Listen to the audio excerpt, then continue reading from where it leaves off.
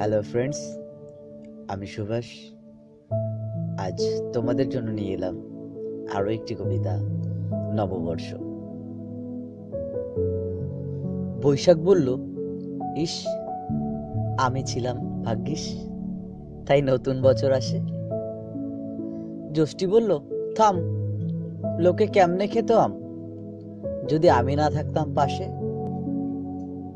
আষাঢ় বলল, থাক, তোদের বর্ষপূর্তি রাখ, আমিই বাঁচাই গরমের শেষে।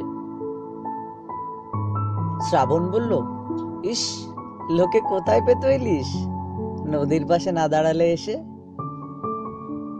ভাদ্র বলল, ইসে আমি কম যাইবা কিসে, আমার সাথেই শুরু শরতের যাত্রা।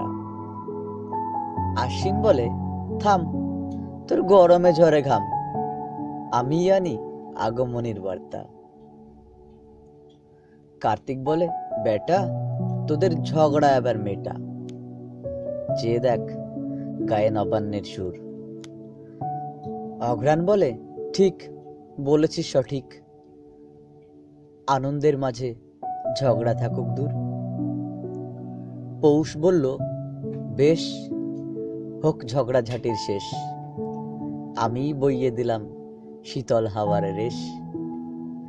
মাঘ বলল, ওরে তুই টেক্কা দিবি মোরে, আমি না থাকলে লেপের মজাই শেষ।